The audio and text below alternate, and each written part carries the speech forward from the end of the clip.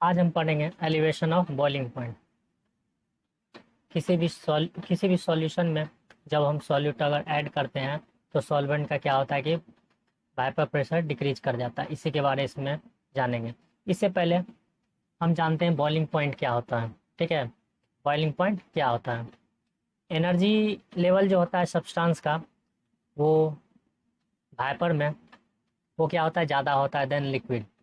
क्या होता है कि जब सॉल्यूशन में जब जब जब यदि हम लिक्विड लेंगे तो लिक्विड में यदि एनर्जी सप्लाई करते हैं तो लिक्विड का जो मॉलिक्यूल सब है वो क्या है कि एट्रैक्टिव एक दूसरे से बना हुआ है। मतलब मॉलिक्यूल मॉलिक्यूल के बीच में क्या है कि एट्रैक्टिव फोर्स डेवलप है और इतना एनर्जी सप्लाई करते हैं जो लिक्विड मॉलिक्यूल में अगर बॉन्ड बनाया हुआ है मॉलिक्यूल सब, वो बॉन्ड क्या करेगा, ब्रेक करेगा। और ब्रेक होने के बाद क्या होता है कि भाइपर फॉर्म होता है। भाइपर फॉर्म होता है, उसमें बबल फॉर्म होता है, बॉयल करता है तो ठीक है। मतलब उसमें एनर्जी सप्लाई करेंगे, लिक्विड में सप्लाई करेंगे, इतना एनर्जी सप्लाई करेंगे कि मॉलिक्यूल का एनर्जी लेवल इतना हो जाए कि लिक्विड में मॉलिक्यूल मॉलिक्यूल जो बॉन्ड बनाया बॉन्ड को ब्रेक करेगा और वो बबल के रूप में, भाइपर बबल के रूप में फॉर्म होता है। ठीक है। और साथ ही साथ क्या होता है कि उसमें लिक्विड सरफेस पे मॉलिक्यूल जो होता है वो सरफेस पे बबल के रूप में फॉर्म होता है, नजर आता है, सरफेस पे आ जाता है। और इस फिनोमिनन को जब हम एनर्जी सप्लाई करते हैं तो मॉलिक्यूल बबल के रूप में फॉर्म होता है सर लिक्विड सरफेस पे, बॉन्ड ब्रेक करता है मॉलिक्यूल इन लिक्विड में और वो क्या चीज़ बॉयल करने लगता है। इस फिनोमिनन को हम क्या बोलते हैं, बॉइलिंग बोलते हैं। और इस टेम्परेचर पे जहाँ पे मॉलिक्यूल फॉर्म करता है बबल, ठीक है, लिक्विड सरफेस पे, उसी को हम क्या बोलते हैं, बॉइलिंग पॉइंट बोलते हैं। उस टेम्परेचर को हम क्या बोलते हैं, बॉइलिंग पॉइंट बोलते हैं। और सॉल्यूशन में हम क्या बोलेंगे कि बॉइलिंग पॉइंट जो होगा सॉल्यूशन का कब होगा, उस टेम्परेचर पे जहाँ पे वेपर प्रेशर इक्वल हो जाएगा एटमॉस्फेरिक प्रेशर के। मतलब यदि ये सॉल्यूशन में यदि यदि हम सॉल्वेंट लेते हैं, लिक्विड लिए, ठीक है, लिक्विड को, इस लिक्विड को क्या किए, हीट करते हैं। हीट करने के बाद इस वैसा टेम्परेचर जहाँ पे भाइपर प्रेशर, ये भाइपर प्रेशर एटमॉस्फेरिक प्रेशर के इक्वल आ जाएगा, वैसे ही टेम्परेचर को हम क्या बोलते हैं, बॉइलिंग पॉइंट टेम्परेचर। ठीक है। मतलब यदि लिक्विड को हीट कर रहे हैं, हीट करने के बाद भाइपर प्रेशर जो होगा हमारा एटमॉस्फेरिक प्रेशर के इक्वल आएगा जिस पॉइंट पे, वैसे ही टेम्परेचर को हम क्या बोलेंगे, बॉइलिंग पॉइंट बोलेंगे। ठीक है। एलिवेशन ऑफ बॉइलिंग पॉइंट क्या होता है, जैसे हम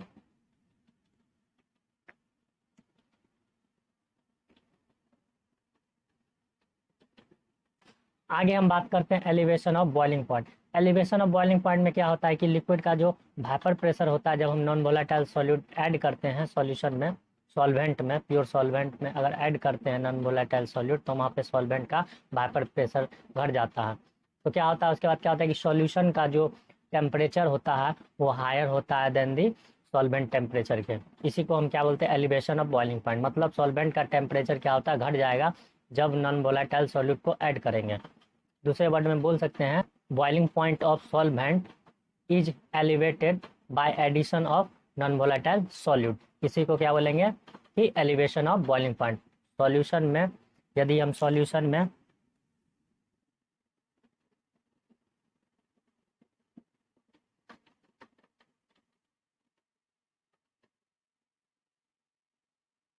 सॉल्वेंट में जब नॉन वोलेटाइल सॉल्यूट को इसमें ऐड करेंगे, इसमें क्या करेंगे, ऐड करेंगे, तो क्या होगा कि लिक्विड सॉल्वेंट का, ये लिक्विड सॉल्वेंट अगर लेते हैं तो इस लिक्विड सॉल्वेंट का क्या होगा कि भाइपर प्रेशर डिक्रीज होगा। साथ ही साथ क्या होगा कि इसका टेम्परेचर कम पाया जाता है होल सॉल्यूशन के अपेक्षा में। मतलब सॉल्यूशन का टेम्परेचर जहाँ पे भाइपर प्रेशर इक्वल होगा एटमॉस्फेरिक प्रेशर पे, जहाँ पे भाइपर प्रेशर इक्वल हो जाता है एटमॉस्फेरिक प्रेशर के, वहाँ पे सॉल्यूशन का टेम्परेचर ज़्यादा पाया जाता है सॉल्वेंट के टेम्परेचर से। तो सॉल्वेंट का टेम्परेचर घट जाता है। इसी को क्या बोलते हैं, एलिवेशन ऑफ बॉइलिंग पॉइंट। आइए इसका डेरिवेशन देखते हैं कि क्या होगा इसका डेरिवेशन। सपोज कर लेते हैं कि ये हमारा दो ट्राइंगल है, ए ई सी और ए डी ई। ये दोनों क्या है कि सिमिलर ट्राइंगल है।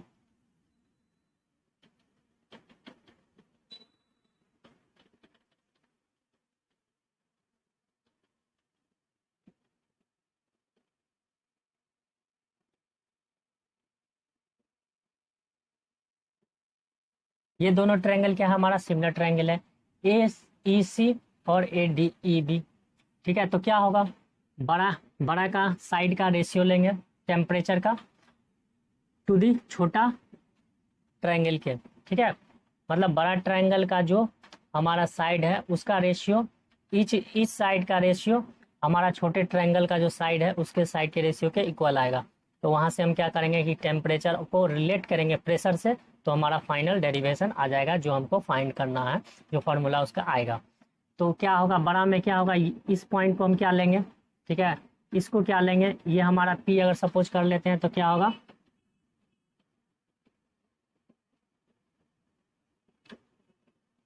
ए E divided by A D,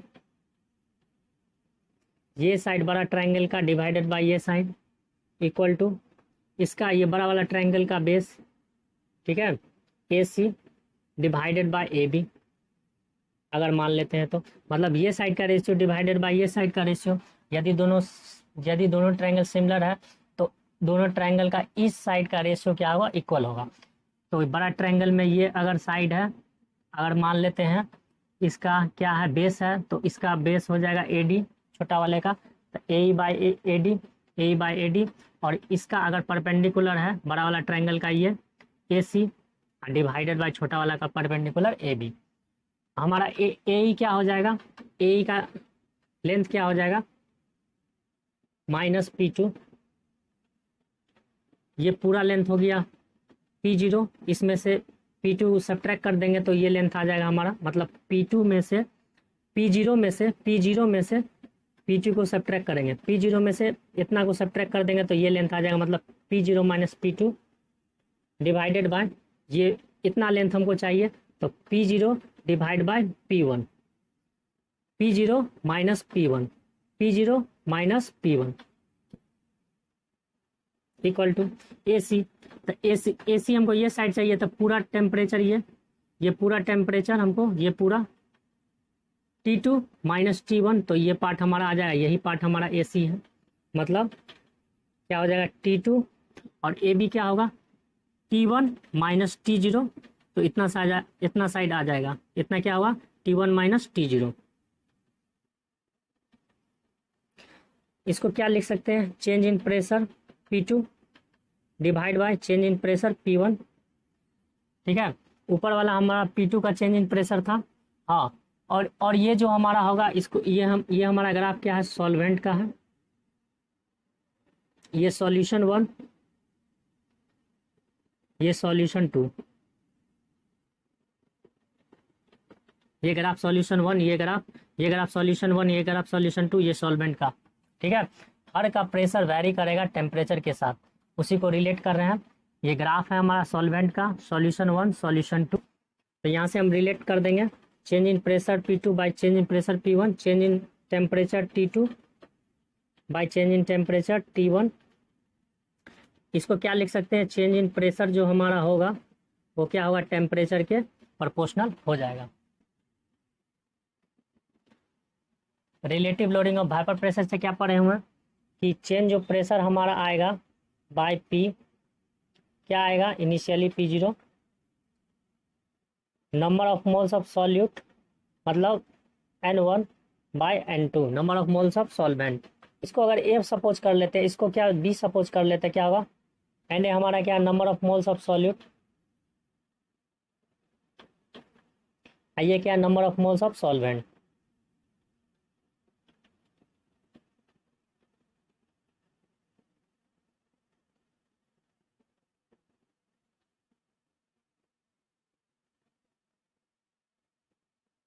क्या हो जाएगा, NB के जगह क्या लिखेंगे, वेट बी, ऊपर चला जाएगा मॉलिक्यूलर वेट बी का, क्या हो जाएगा हमारा weight of solvent by molecular weight of solute by molecular weight of solute, मतलब Na हमारा number of moles of solute divided by number of moles of solvent, Na हो जाएगा हमारा number of moles of solute divided by number of moles of solvent. तो क्या होगा weight by molecular weight solute का, weight by molecular weight solvent का, molecular weight ऊपर चला जाएगा, और यहाँ पे क्या होगा change in pressure by P0 initial जो प्रेशर होगा हमारा इसका सॉल्यूशन सॉल्वेंट का, वो क्या होगा, घट जाएगा। यही हमारा relative loading of vapour pressure से आता है, यही रिलेशन हमारा आता है relative loading of vapour pressure से। यही हमारा प्रेशर क्या होता है, डिक्रीज हो जाता है। ठीक है, चेंज इन प्रेशर ये जो होगा वेपर प्रेशर क्या होगा कि सॉल्वेंट का घट जाएगा ये चेंज। ठीक है, तो रिलेटिवली सॉल्वेंट की अपेक्षा कितना घटा है उसका हम निकालते हैं relative loading of vapour pressure. तो इससे पहले वाला वीडियो जो नहीं देखे जरूर देख ले ताकि ये क्लियर हो जाए, समझ आ जाए।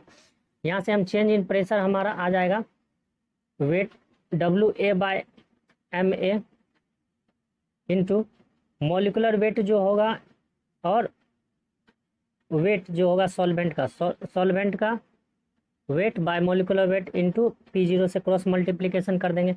ये पार्ट हमारा क्या होगा कि कांस्टेंट हो जाएगा। यहाँ चेंज इन प्रेशर जो होगा वो प्रोपोर्शनल हो जाएगा weight of A bye molecular weight of A, wait of solute bye molecular weight of solute into WB।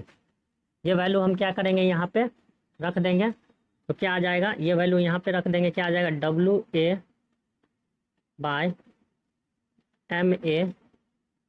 Into WB, wait of solute divided bye molecular weight of solute into weight of solvent, proportional होगा temperature के। ठीक है, तो proportional यहाँ हटेगा तो क्या आएगा, डेल TB इक्वल टू आ जाएगा KB, इसी को क्या बोलते हैं, ebullioscopic constant into WA/MA into weight of B। ये हमारा क्या हो जाएगा, वेट ऑफ मॉलिकुलर वेट, ये क्या होगा वेट ऑफ सॉल्यूट, ये मॉलिकुलर वेट ऑफ सॉल्यूट, और ये क्या होगा वेट ऑफ सॉल्वेंट। ठीक है, लिख लीजिएगा। ये क्या हो जाएगा हमारा WB क्या हो जाएगा, वेट ऑफ सॉल्वेंट। ठीक है, सबको लिख लीजिएगा।